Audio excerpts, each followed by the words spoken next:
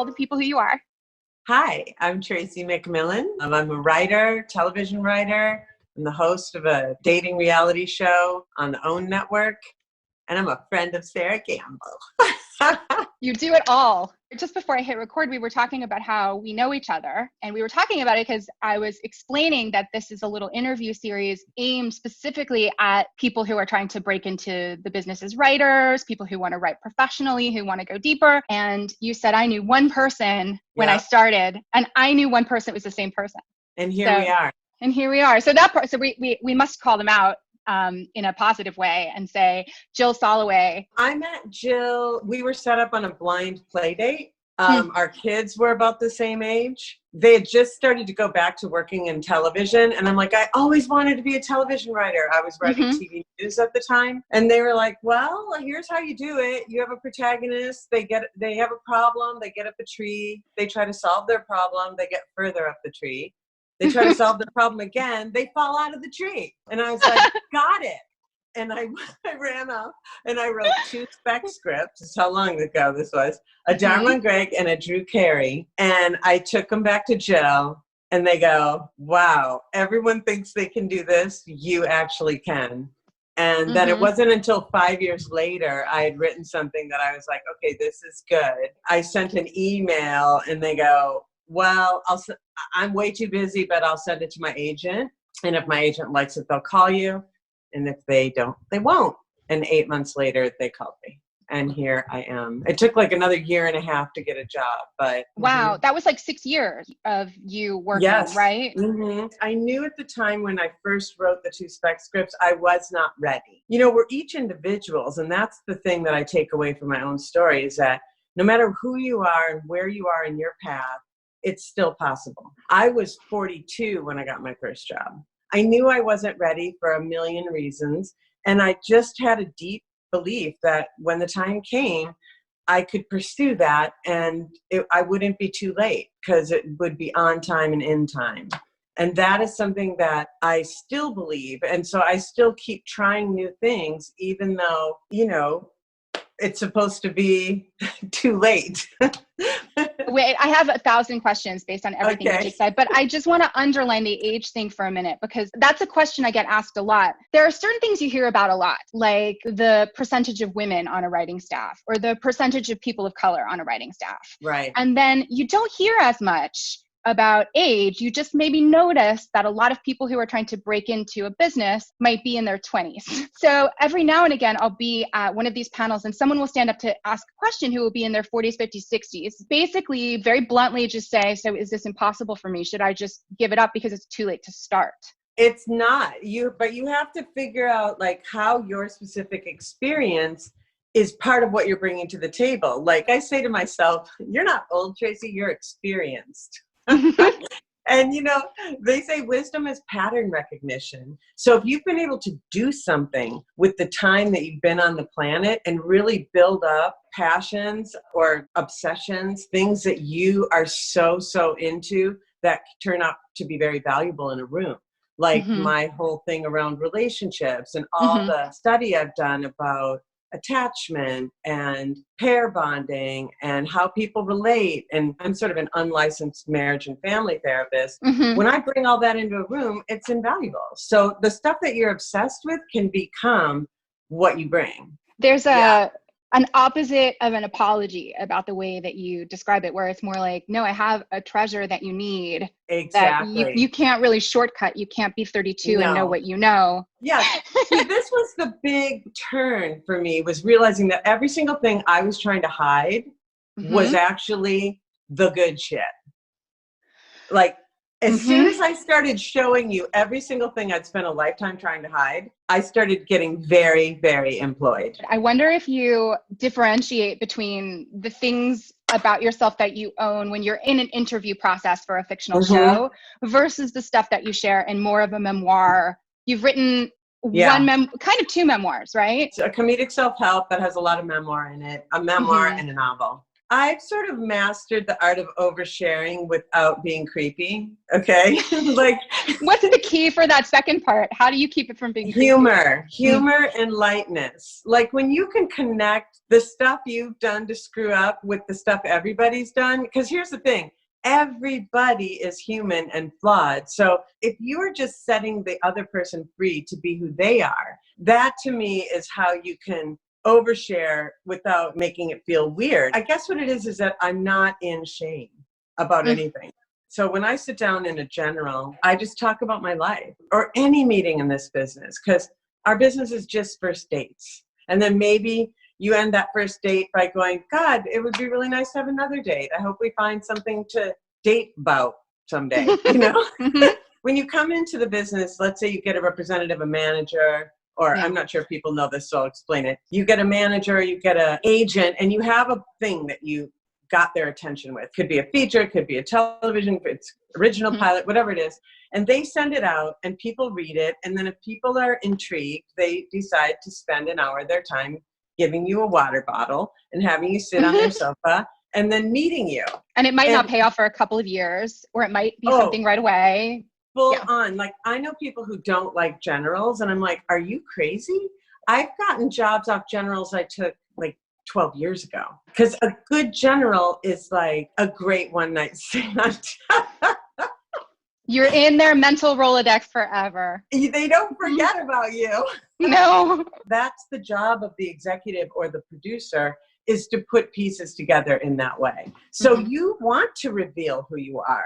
You want to say where you come from and what your worldview is. Yes, it's about being a talented writer, but I'm going to assume if you've gotten this far, you cleared that thing. Now you're trying to tell somebody, here's where I fit in the scheme of things. I also think that you have to come up with a narrative about your life. We're in a storytelling business. So when you sit down, it doesn't matter who you're meeting with in this business. It's a story. Like, I've watched a lot of people come into this business and kind of fizzle out. And I feel like a lot of times because they don't have a coherent story that they're telling. If you can't tell your own story, how are you going to tell this character's story? You know, it wasn't until I got media training when I was promoting a show that I had co-created, where I sat down with someone who was a professional, and they said something that was such a no-brainer. It blew my mind. She said, have a few anecdotes ready that are relevant to what you're going to be interviewed about, and practice them. Wow. And I guess maybe I'm a little contrary, because I was like, I need this to be organically part of a conversation. I don't want to feel rehearsed. But when this woman gave me permission to rehearse my anecdote, so I knew what the beginning, middle, and end was. Amazing. I feel so much calmer walking into general meetings, TCA, where you're in front of all the journalists. And what I'm hearing and what you're saying is that this skill that we hone at the level of the general meeting, if all goes well, it becomes the skill that we practice at the level of the TCAs. You know? There's something that's, I think, really interesting about the career that I've watched you create in the last decade or so, which is that you move fluidly between forms and between jobs. And I think the old-fashioned way of looking at it is that there's a barrier between people who are in front of the camera and behind the camera. You do all of it. As you're saying that, I'm like, I'm a creation of the social media age where everybody's in front of the camera. I was a television writer. I was established. I was there. I'd done Mad Men. I'd done United States of Terra. I had a little career going. It was going great. And then I wrote this piece that went viral. And I started doing a lot of TV appearances. And it was a lot of like going into like some newsroom somewhere that was empty and like talking to somebody somewhere. And the weird thing about it is that I'd come from TV news and I'd never wanted to be on camera. I was like, oh, no. But when I started doing all this press around this viral piece, I discovered very quickly that I knew how to do it because I'd spent 16 years. It's like growing up in a home where they speak a second language and you're like, oh, I actually know how to speak that language. I did an appearance on the Today Show. That was a Tuesday. And on Friday, I got offered this kind of NBC dating reality show. And I called my agent. I'm like, should I do this? Like, is this going to destroy my credibility as a writer? And it was 2012, which was probably right about the time that social media was becoming a thing where oh, we're blurring the lines now between a writer and an on-camera person and a technical and a memoirist. And he's like, I don't know, Tracy, why not? And I was like, why not? So I did it. Mm-hmm. And that is really where my on-camera career was born. And a couple years ago, OWN, Oprah Winfrey Network, got in touch and they were like, we have this show. Would you maybe want to come do it? And I was like, sure. And now it's like this really fun thing I get to do that is a whole different part of my brain, but similar, but different. And I get to do this other part of me, the hair and makeup and fashion part of me, which I do not disavow, because I used to think I would have to disown that part of me in order to be credible. I went through but first and foremost, I feel like I'm a writer. I'm a television writer first and foremost, and that is more like a fun thing that I do, like a side hustle. It's like selling Mary Kay. I think I experienced the same thing because around the same time I became a showrunner. And first of all, there are just not that many women who are executive producers who are out front. There's kind of an aura around male showrunners who have an auteur vibe. I kept encountering women who everything about what they looked like and how they dressed and how they presented publicly was just about retaining a sense of being taken very seriously, that they're the boss. This is a puzzle I started to try to solve for myself because I feel the same way you do. I love fashion. It's like, what an amazing excuse to buy a McQueen jacket for like a really special work occasion. Like, why would I think my lifetime is wasted if I don't get to do that. But I wasn't seeing a lot of examples of that. I really did have to give myself permission to just say, just because there's not that many people you can look at who conduct their lives the way you want to conduct your life, you can create your own lane, which is, I think, essentially what we're talking about. I hope other people see, like, you can be this. You just have to claim it for yourself. And I think it's why it's so important that, you know, I'm so excited to put this just up on the socials for more people to see you and hear this conversation, because I do think that if you're just doing a casual scan of the internet, it's sort of like the role models for women kind of stop at age 40 for the most part. And like, you know, we all know those people who became really successful very young and had a lot to say when they were 25. And I don't want to take anything away from them, but the thing you're saying about experience, it has taken me every second of my life to get to the point where I can speak 100%. This concisely on important things. I am just getting started. You're just getting started. So I'm excited to stand up and be like, well, you know, here's a tribe that you guys could consider. One where we're just going to continue to be fabulous. I remember the New York Times did a piece on me, and that's where I had to decide, am I going to be my real age? Because if I'm not going to be my real age in the New York Times, I am making a decision right now to either own who I am or not own who I am. And I decided to just like, what do I want to stand for is that you can have an incredible career in middle age. It's even better in some ways. I mean, for me, so my son is now 23. He was 10 when I started really pursuing this career. And I feel like no one even offers that as an option, as a life option, that you could have your kid first. Yeah, a couple of women like you pop to mind, but only a couple. But people can look to them. You, Frankie Shaw, Jill Soloway, who had some babies or a baby, came in and are, you know, raising children into adulthood as they pursue their career. I think that's very true. That's a path, and we don't, because I don't think anyone's advertising paths for women. It's not like that's a priority. The dominant paradigm is like, we really need to make sure we help women self-actualize. That's probably not really on the to-do list for the patriarchy.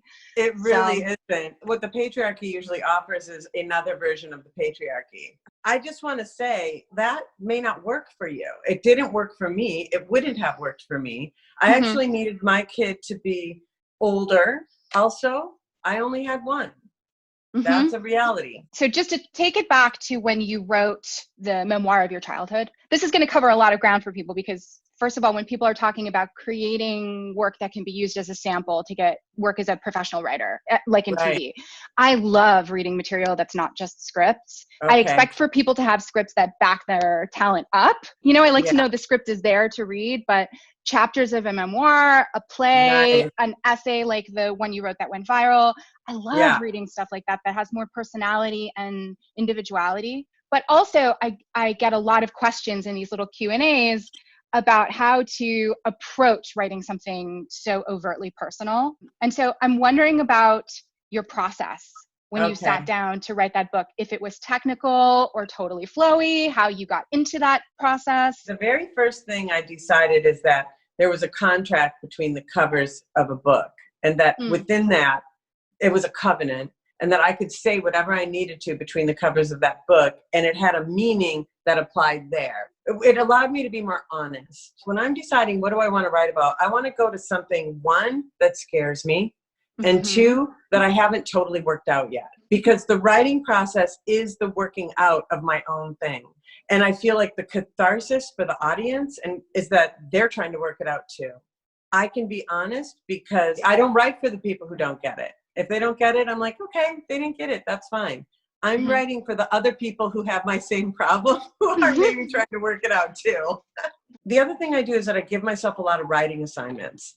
So when I first got my agent, in that year and a half between getting the agent and getting my first job, I made myself write so much stuff. I was like, I'm going to write a sexy thriller. I'm going to write an hour-long like YA drama. I'm going to write a half hour.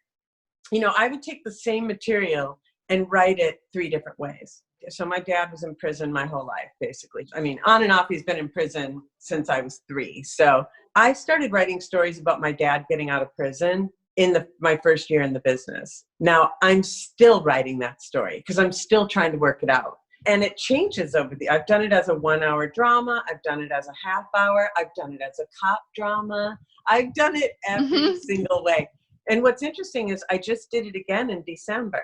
And I don't do that to get a job. I do it for me. You're doing this consciously. You're choosing it. We're all fucking doing it. Whether we mean to or not, we're writing about the same, maybe 3 to 6 things over and over and over again. Yeah. I'm shocked. I mean, it happens to me all the time. And I'll be in post on something that I was in the room when it was broken. Some very talented writer wrote it. I steered the rewrite. Maybe I did a gloss and I'm like, well, there's my daddy issues again. You know, there's my mom. Shit, there's that thing that I'm always trying to work out about, like, you know, certain things that I just can't understand about the grieving process. Just tend to creep into my work all the time. Just bad news for people who don't want me to kill characters, because I'm just like, I'm working out grief in this lifetime. This is the thing about writing. I like to advertise to people, like, you should try it, because I don't know, you know, there are things I can find in therapy maybe, but the only other way I've ever found that actually walks me to a deeper truth about myself that I didn't know going in is writing. There's something about the alchemy of putting it on paper that just encourages you to get clearer and clearer and clearer as you go. But because it takes a lot of humility in that way. Like, that's what makes it good, is when you can really see yourself and you're willing to see yourself and you're like, okay, again, I'm not trying to hide me from me. From the outside, you really look like somebody who has a lot of shit figured out. And you do. You figured some stuff out over time. But that you didn't approach the writing of all of these books and all of these scripts from a position of mastery. Like, I have to have it figured out to start. That'll keep you from writing a script for years, to say I have to figure it out first, like the internal emotional mechanics of it. I have worked out exactly nothing. And I feel like that's the beauty of it, is that I'm just out here trying to work it out. And like, the part of me that's a relationship expert, and I put that in quotes, it's like, I have a lot of information and I've been able to put together a lot of different understandings. I have a lot of intuition that I bring. But in fact, my gift is that I haven't figured it out. So the actual sitting down to write, did you have strong external deadlines for all of these projects? Well, I come from journalism. So I came from TV news, where it was all about the deadline. So I can honestly say I have never missed a deadline. Now, that said, I don't beat myself up with a deadline either. What I do is I wake up, I get my coffee, I sit down in front of the computer. On a good day, I put my fingers on the keys and something happens. That's it. I just write every single day, first thing in the morning, even if I'm having a shitty writing day, which means I'm reading more New York Times, or I can't stop reading about COVID-19, but whatever, that's okay. I know that's all part of the process. A lot of times what I'll do is I'll take the next scene I have to write, I'll put it in my head, and then go do some little task like weed garden.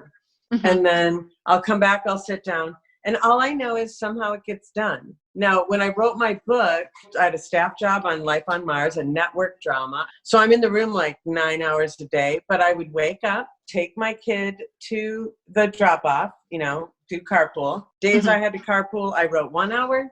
Days I didn't, I wrote 2 hours. And I don't know, all I know is at the end of 9 months, I had a book.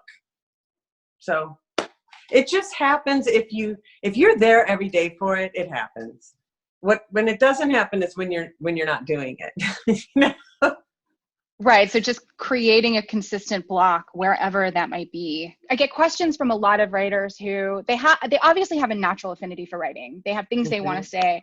They also have to pay the bills. They maybe have children to raise or someone that they're taking care of. I think that there's a mythology around serious writers that means that you have to somehow create this monk-like existence where you have long spans of time to write. My life has never looked like that. Every successful showrunner person I knew had multiple projects, like 3 or 4 at any one time. You should learn how to write with a day job right now before you ever get your first job, because if you become successful, you're going to be doing 4 things at once. I think the idea that you don't need a day job, I always had my day job, and I feel like in some ways it made me a better writer. And it's more like the realities of being a successful television writer is that you have a day job while you're doing your other stuff. I haven't run a show yet, and by the time I get there, I will have been doing this a very long time. So I think I'll be very well prepared. Wow. I look at it and I go, that's not a job for a human.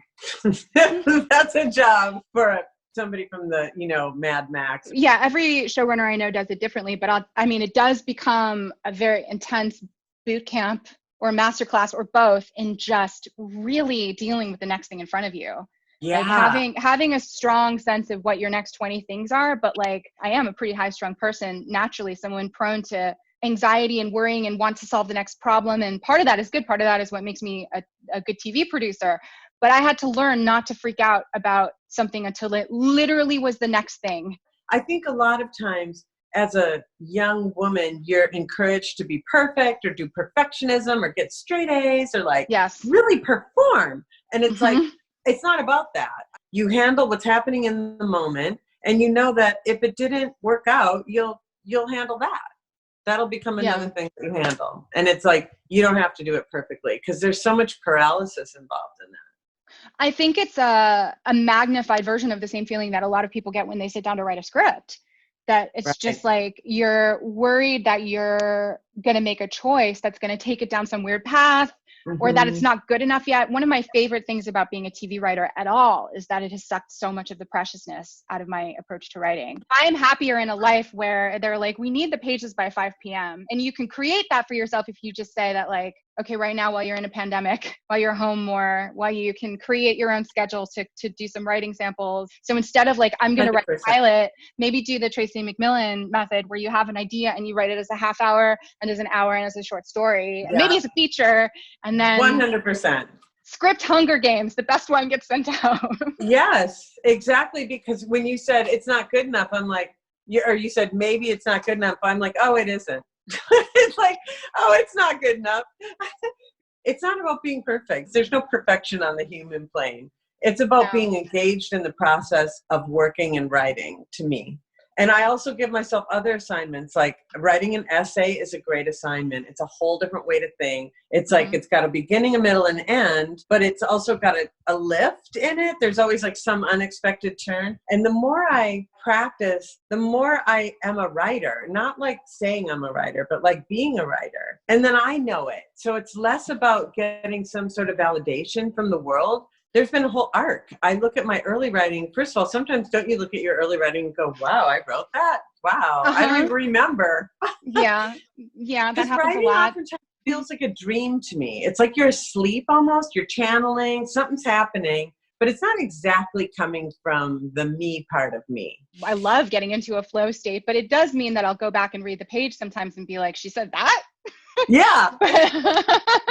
But that's my favorite feeling. I have one more question for you for, I can just hear the brains of people who are in their quarantine situations and they're like, maybe they've read your memoirs or they're hearing you talk about your dad. They suddenly got this desire to write about their family. I just wonder what you might say to people who are a little worried to tell the truth about other people in their lives. Here's what I learned in therapy. You can say, this is what I see and how I feel about it. You don't have to do it with rancor. but you can be honest about your experience. Now, if people in your world have a hard time hearing what you saw and how you felt about it, that's very different than if you came after them.